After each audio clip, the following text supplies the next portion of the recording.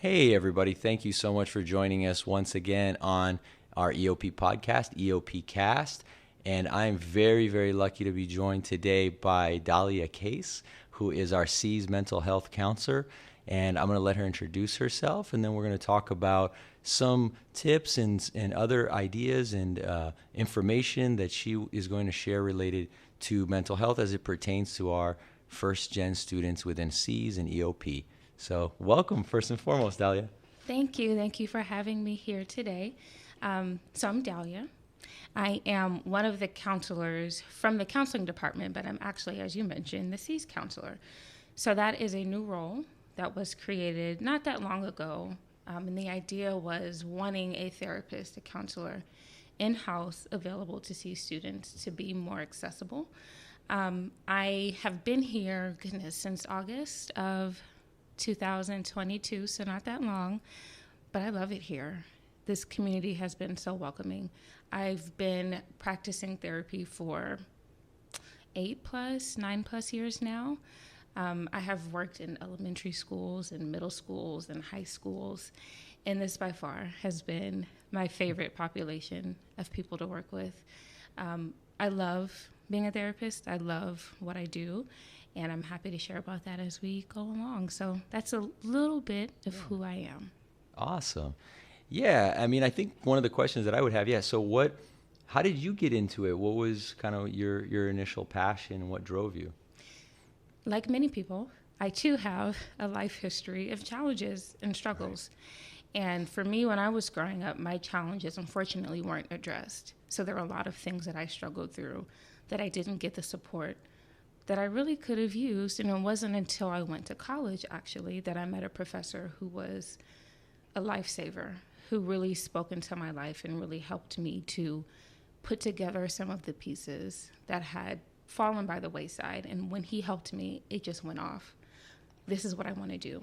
And after getting his support, I kind of looked back over my own life and thought, the things I went through would have been really helpful to have someone be there for me.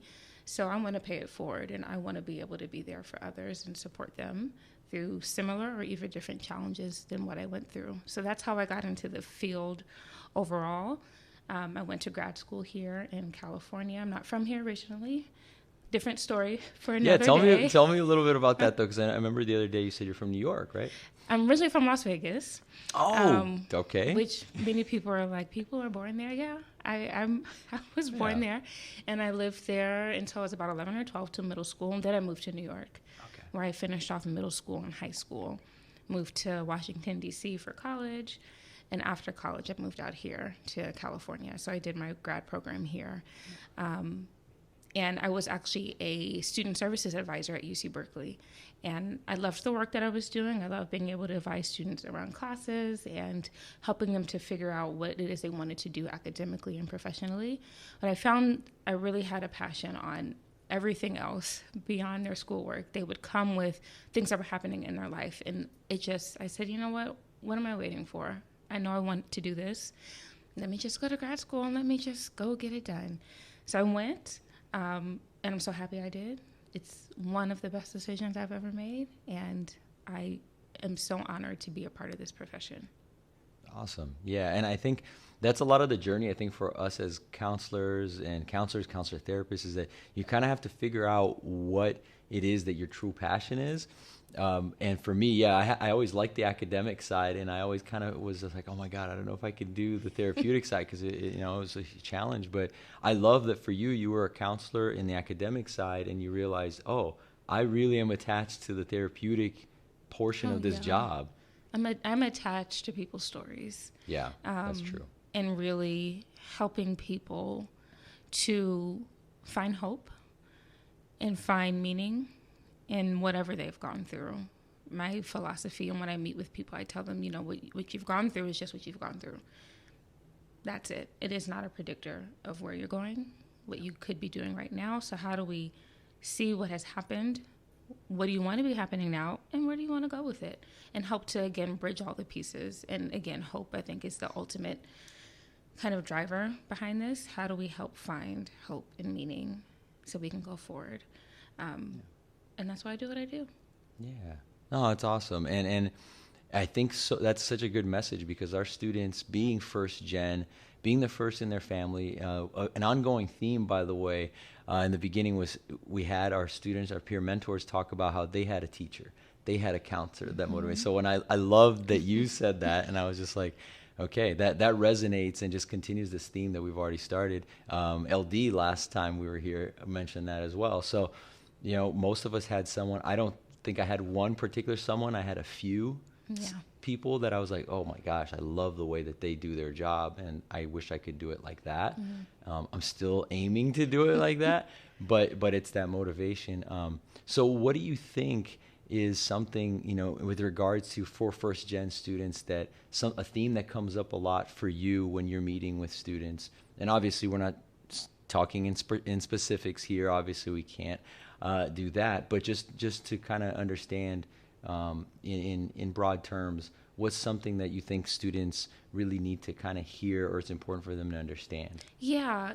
There are a couple things. And before I address that, something you mentioned earlier that I want to highlight too is partly for me, this is my passion. It's also really a calling. It's something I feel called to do. Like, I don't know that I could see myself doing anything else. And I think a lot of us who end up in this work have that similar feeling. We're called to do this work, and I think that makes it easier to show up for people and their stories, because I'm not just in it for some external factors, right? I'm drawn to this work. So I wanted to add that in there. And then I'll share, some of the themes generally that come up really are around a sense of belonging, whether that's academically here in a college, university, belonging within friend groups and in peer groups, belonging within family, a sense of, again, just, do I fit in? Do I belong here? Can I do it? I think what I experience and hear a lot too is a lot of students who are first gen or underrepresented minority students have had a lot of pressure and a lot of responsibility to be successful prior to this point, and have in many ways been very successful and far exceeded expectations, and then come to this new environment that's very unfamiliar and lose their footing and then start to doubt what they're capable of doing. And so it's lack of belief in self is a lot of what I see too. And I think this is for a lot of people nowadays, anxiety around performance, right? Can I do this? If I fail this one class, what does that mean about me? And what does that mean about all the sacrifices my family has made for me to be here? So this guilt, this sense of I'm not doing enough. I'm failing people because I'm not meeting this standard, whether it's spoken or unspoken. I think a lot of the times the standard is actually not given. It's just the standard that students believe is there based on history, right? Based on what they've already had to live through. And again, like I've mentioned, a lot of pressure to do it well. And the fear and the worry and the concern around if I don't and when I don't, what that means for me as an individual, but what it means for my family and what it means for this legacy. Well, I mentioned the other day to the staff, to tie this in, I truly believe that if a student is first gen, right, my hope for them is you might be first gen, but you're not going to be last gen, right? That there's this pressure to, I've got to do it first. And it's a real pressure. I never want to dismiss that is real. That pressure is real. And how do we help you? And how do we together, right? So we work collaboratively. I work with students, but I partner with the counseling staff around how do we holistically support these students? How do we help get past this first and acknowledge what it is for the milestone that it is, and how do we help to extend this? You might be first, but you won't be last. You're starting something. Yeah. And part of that starting process looks like messing up. How do we show people? How do you show people in your life that maybe I got to see, but my life's not over? I've learned how to work through this. So really helping to create a new framework around what success looks like, because it looks a little bit different in college. Yeah, absolutely. And I think, I love that you hit on that, because one of the themes that I see too, just in what I do, is that lack of motivation. And like you said, so it's about doing a new framework, reframing really, to show them this is what success looks like, but it's gonna take work, obviously, in college, different kind of work than you've been doing and when you've done before. So it's definitely, I see a lot of that, and that pressure. I think it's that pressure so much. Yeah, that pressure is real. Yeah. And again, like I mentioned, I never want to, and I know you don't, none of us do want to deny the reality of that pressure. And it's how do we learn to interact differently with that pressure and use it to our advantage, or use it or silence it or manipulate it and maneuver it, right? How do we do something with the pressure? You touched on motivation, and something I often share with students, so I'll give a little, what's the word? A little sample. Okay. So yeah, there you go.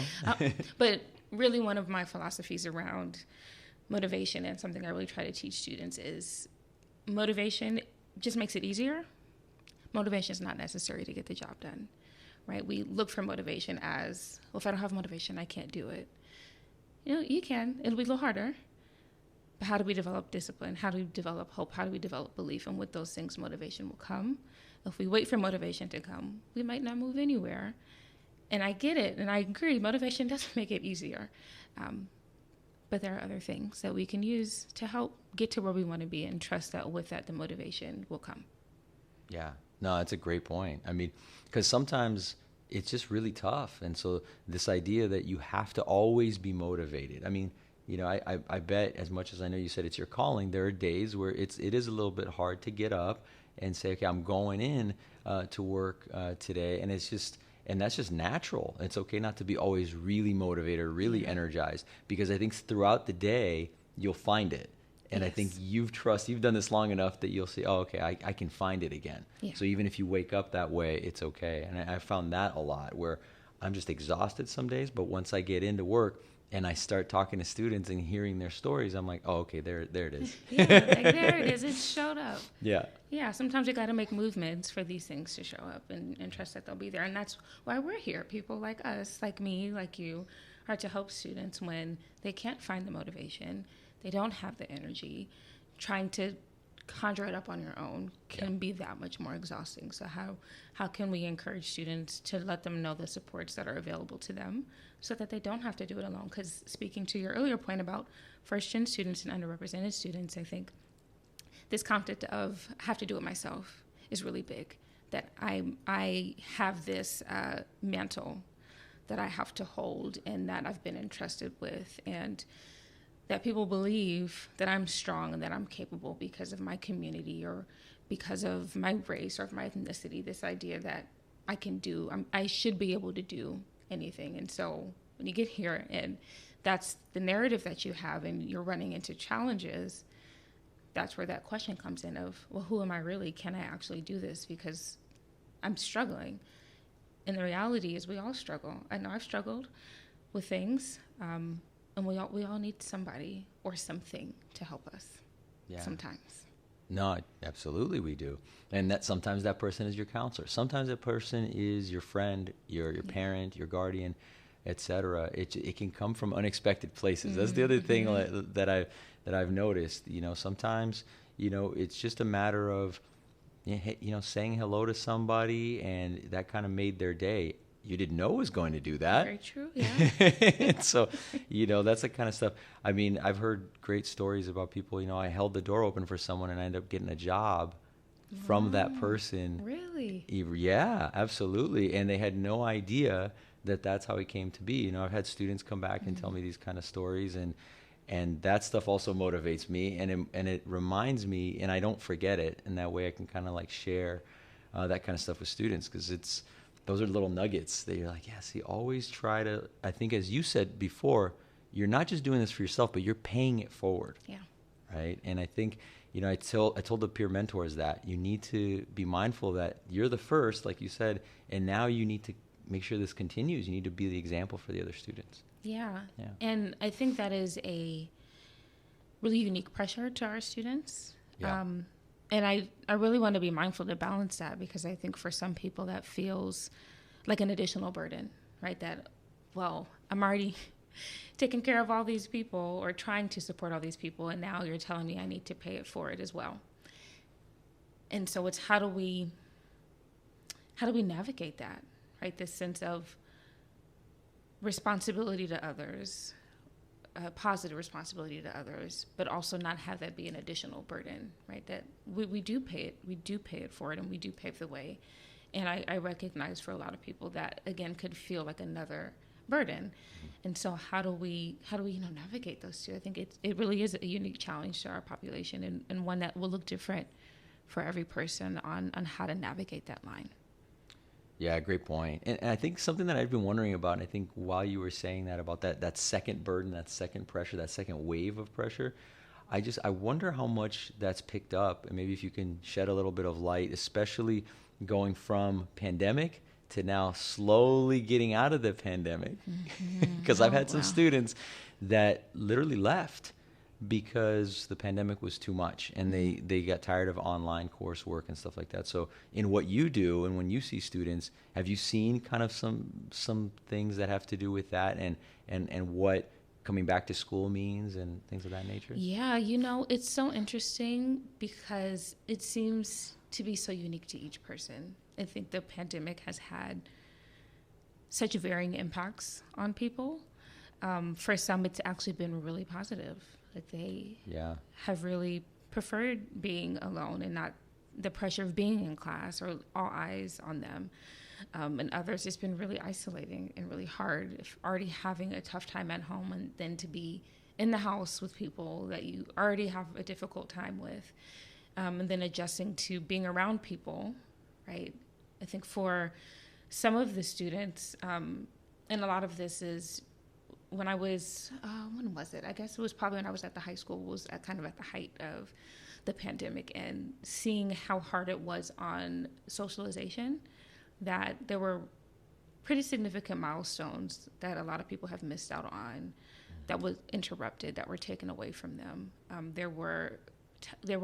People were unable to grieve losses in what we have come to be traditional ways, right? There's been so much adjustment, and such a lack of control over that. And even as I'm saying that, it just makes me think of, I think there's a uniqueness to this experience because it's not one we've lived through. And it makes me think of historically all the other things that have happened that were out of our control, that completely shifted our way of life, and thinking about ourselves, right? How have the things that we've lived through that were unexpected, how have those things shifted the way that we show up and interact? And undoubtedly it has. And I don't know that we fully see the effects of how this will play out for people, but we certainly see that it is challenging for a number of different reasons for people.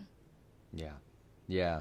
And it's interesting because I think the students, sometimes they're also a little bit hesitant to share how challenging it's been, but then the ones that do, it kind of paints a picture of, this was a lot more difficult than anything. Because as counselors, when we go work from home, we have our challenges, but I think that it was on a different scale for the students.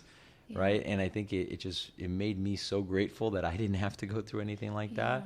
But it also made me that much more mindful and empathetic for the fact that the students got through it, are getting through it, found a way to survive it, did well enough to continue forward. And, I think that's why when we just graduated, the most recent class, and I was thinking, gosh, these guys went through this thing and kind of just through the eye of the storm, so to speak, and they came out here and they're finishing up. And we're going to see more of these students that started out in the pandemic. We will. Yeah. And it will be so rewarding and interesting to continue to hear from them how they've navigated. I love what you're saying, Will, because sometimes I think it can feel like it was impossible to get through, or that so much happened and people feel robbed of certain experiences. And it's so important that we help to acknowledge it was hard and you made it through. You did something. Doesn't negate all the things that were lost and all the things that weren't there. And you kept going forward, right? Going back to balancing, right? How do we help to balance these stories and help to bring forth the resilience? I've met with, and this is more so my personal life, I know a lot of people don't like the word strong. They have a unique resistance to that word because feeling like it doesn't encompass the struggles with being strong or with making it through. And really both of them are important. You are strong. You did make it through this pandemic and you got your degree. You did it. And it was hard. And you didn't always feel strong and didn't always feel capable. Yeah, absolutely. And it's funny because it just makes me want to celebrate it so much more than I ever did before, because you have a much higher level of appreciation. And I felt that. I did feel that this year, the emotion of seeing people come on stage, get draped with their medallion, sometimes the family member that does it. And so those things, this is the second year now where we've actually had it in person.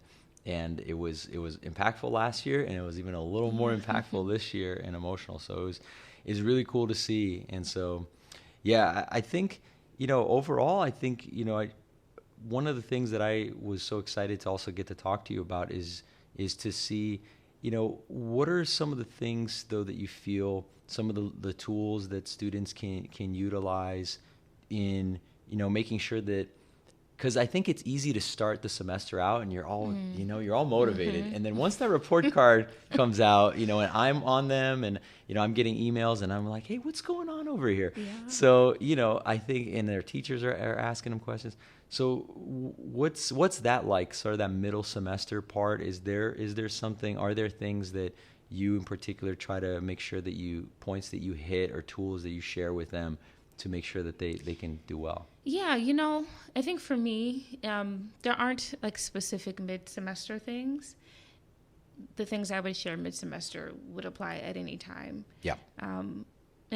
And really part of what this is in helping students is when you got to understand yourself, learning. I think it starts there, learning to understand yourself and your patterns. What isn't working? What have you done before that isn't working anymore? That is reflected in your reality, right? I used to not have to study and could get an A, and I'm not studying and now I'm failing. So, okay, that's not working anymore. So how do we figure out what to do differently? I think for me, it's about finding the other options, right? It's what isn't working is just what isn't working. And actually, that's just information that lets us know that doesn't work. We just need to find the other solution. So I think I try to help expand and help find what are all, again, the other options. We do have at the Counseling Center, which I think is great, particularly around midterms. So we have groups. We have traditionally had groups with around coping skills, anxiety, healthy relationships that are really targeted towards certain topics, and they have been really useful for students, especially when it comes around midterms and navigating test anxiety, which is really big for a lot of students. How do I manage test anxiety? So there are a lot of resources available through the Counseling Center, through groups or even through individual counseling to help students kind of address the challenges that they notice come up for them. As we've kind of talked before in other times, that I understand that counseling therapy is not appealing to everyone, and for good reason and for understandable reason. So if that isn't what someone's interested in, it's always important to have a support system. I have found in my own life and just working years that people who have a support system are really able to navigate challenges differently. Doesn't mean it's not hard, but there's a level of support, whether that's friends or roommates or classmates or counselors such as yourself or professors, right? Who's your network? Who's in your corner, and who can you fall back on and rely on, or just even ask for a word of advice in hard times. So having that sense of community, I think, is really important to guard against the challenges that students come up with. So again, that could be through us in the Counseling Center, or finding an affinity group or a club or a sports team, something right. Where you share an interest and can feel connected, because that sense of connected and belongingness can absolutely help guard against a lot of the other challenges, because then you don't question as much who you are and what you're capable of. No, that's absolutely what I've found in my work. So it's good to see that those things actually do keep working, and you see that as well when you're working with students, and see that support system is really important. And then finding a support system if you don't feel like you have one or it's not strong enough. One thing I try to let the students know is that, these resources are on campus. You're in a community here. It's almost like a little tiny town, a little tiny village, right? Full of great resources that I wish I took more advantage of as a first-gen, former undocumented student, because I didn't know anything. Yeah. And so I didn't know where to even go, where to start, and I was fearful of them. So a lot of what we do, a lot of the reason why we do this, you know, and have this space to talk about things is because it's to let students know that it is totally okay to seek us out, to go to me. And if they go to me, I may be referring them to you, right? And so, you know, those things are, that's what you should be doing in college, and you should be utilizing us, because especially you're here for 4 years, sometimes a little longer, but you know, it definitely is a family environment, especially within our programs in Cs and EOP. Yeah, I've certainly gotten that vibe since I've been in the Cs department, that you all are a great group of people who care about each other as a team, and equally, if not more so, care about the students' well-being, right? You all show up for the students, and I think that is so impactful, because a lot of people don't have that experience of someone showing up for them, especially our students in this program, showing up for them in the way that they show up for others. They're the ones who show up for other people and aren't really used to the level of, or accustomed to, or even expect the level of showing up that you all do in the C's team for them. And I also want to acknowledge and encourage students who feel like they have tried to reach out and didn't feel like they got the support that they needed. Continue to reach out, because sometimes it's just about finding the right resource, and it's about finding the right person. And because you got one negative experience or one dead end or one wrong place, there is a right person and there is a right place. And whatever we can do, and I'm committed, and I know you are too, to helping students find what that is for them. Because again, everyone's unique, and like, I know I'm not everyone's cup of tea, and I'm okay with that, right? It's how do I, if it's not me, who can we help connect you with? Right. Because there is someone here for you. There are people here who care, and there are right places. And again, just because one didn't work out, let's not cross them all off. If we have to go through one through 10 and we cross off 8, well, that's fine. But that means there's 2. So how do we help to continue to push forward and continue to find the right match? Because when you find it, it's life-changing. Yeah, absolutely it is. And I think it's letting students know that you want to keep searching for it, and it's about having that tenacity to make sure that you do so. And we're all different. We all come in every shape, size, and ideology, etc. Some of us are more outgoing, some of us are less outgoing. I know people would be surprised to hear this, but sometimes I'm very introverted. So, you know, I can understand a little bit about what it's like to live in that world, and yet I keep encouraging students to know that this is an environment where everyone here is a first gen, you know, or for the majority of us, we're all first gen students, former students ourselves, and so we know what that's like, and there should be no reservation about, hey, let me check in with my counselor about anything and everything. And that's why I brought Dahlia on today, and I'm so thankful. The other thing I wanted to ask real quick, because I know you mentioned you're going to be doing workshops and things of that nature. I will. Yeah, so can you talk a little bit about that? Yes, so I'm thinking, because I want to say the right thing. So there have historically been a lot of workshops. So I'll say we're in the process now of deciding what those would look like. So some that have been historical have been around test anxiety, psychoeducation on like what depression is, what anxiety is, what trauma is, helping people to understand what these words mean. My hope is to help have a space to continue to demystify this idea of therapy, like what it means, what it looks like, what it actually is, what it is not. I want to hopefully provide some workshops around this idea of imposter syndrome, right? We talked around the sense of belonging, and that is top of my list as probably the most important workshop to make sure that I get together to put on for students, because it's important for me that our C students know that they absolutely belong here, that they aren't taking up space, that this is their space to occupy too, and that they can be just as successful as anyone else, and that there are no limitations for them, that what may feel like a limitation just feels like a limitation. doesn't mean that it is. So that's top of mind for me. And then continuing to meet with the C's team around what are needs that you see coming up with the students that you meet with. Because part of my job in this C's role is to be available for individual counseling for C students, but also to service the community at large. There will be some students who won't feel comfortable coming to meet one-on-one with myself or any counselor, but might be willing to attend a group session or a workshop. And so how do I really make myself available in those ways to address whatever need that comes up? Because again, everyone here is important, and there's no need that is too small to address. And so if it has to be addressed in a workshop, it has to be addressed in a workshop. I'm all for it. Yeah, and I love that. And I love that you talked to us about, as a staff, you mentioned that some students are more comfortable in a group counseling session versus individual. And so I can definitely see that as being a big plus for especially our student population, because then again, you get to see like, oh, okay, I'm not really alone in some of the issues that I have. There are plenty of other people in this room here that also need answers to some of the questions I've had. Yeah.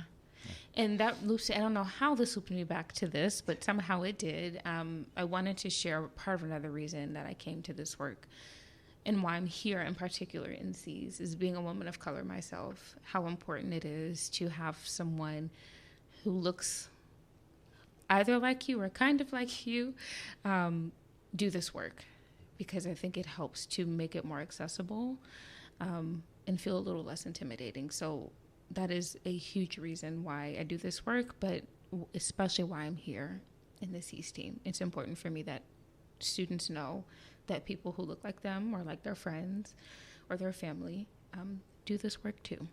Yeah, absolutely. Well, I want to just leave it right on that note, because that's a beautiful note. And I just want to say thank you once again for doing this. It was really great to hear your insights, and maybe in the future we can get a few more episodes. Who knows? Oh, man. Yes. I'm open to it, yes. Potentially. Or again, we can just, I can be able to kind of promote any kind of workshop that you'll be giving and stuff.